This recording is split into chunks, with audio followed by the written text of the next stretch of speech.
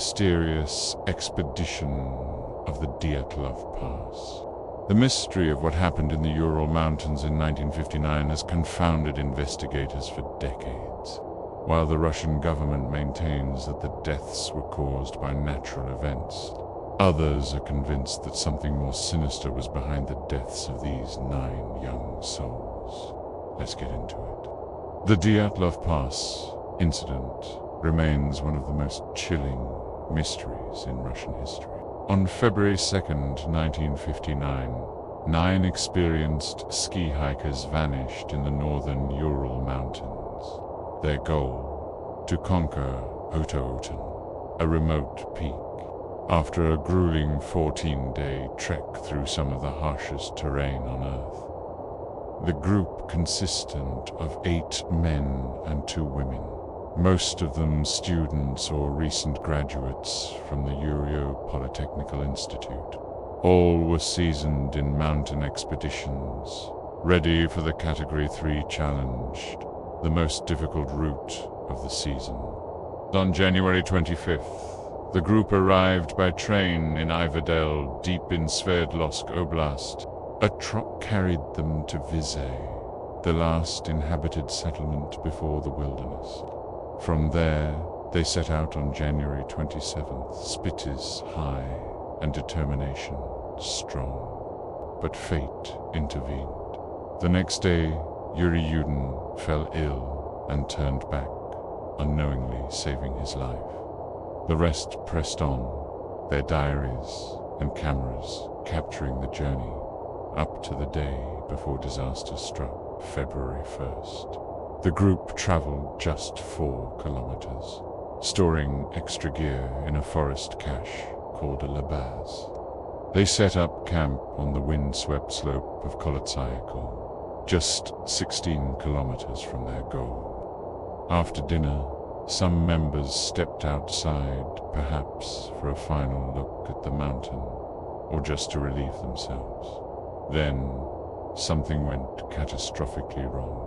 Dyatlov was supposed to send a telegram upon their return to Vizay, expected by February 12th, but days passed with no word.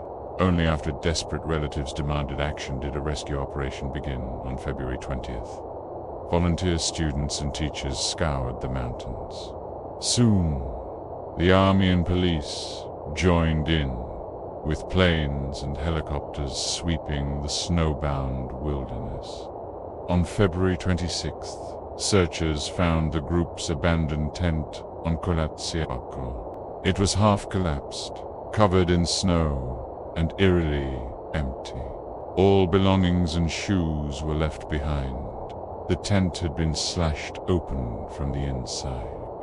A chain of footprints, some barefoot, some in socks, or a single shoe led away from the tent, down toward the forest. After 500 meters, the tracks vanished beneath the snow. At the forest's edge, beneath a towering cedar, the searchers found the remains of a fire, the bodies of Yuri Krivonishenko and Yuri Doroshenko. Both were shoeless, dressed only in their underwear. Branches on the cedar were broken 5 meters high, as if someone had desperately tried to climb it. Between the cedar and the tent, 3 more bodies were found. Igor Dyatlov, Zinaida Kolmogorova, and Rustam Slobodin. Their poses suggested they were trying to crawl back to camp. Medical examiners found no fatal injuries. Hypothermia had claimed them.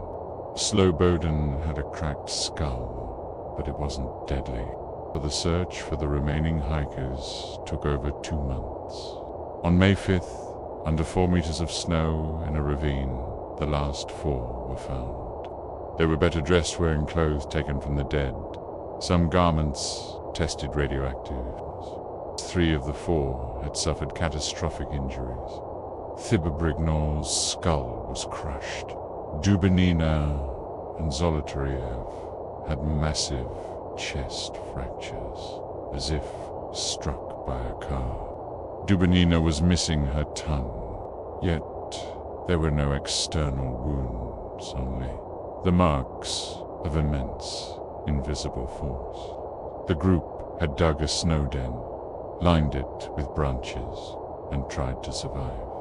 But their bodies were found just feet from their shelter, in a space barely 4 square meters wide. Some clothing from the first victims was found on cedar branches, unused.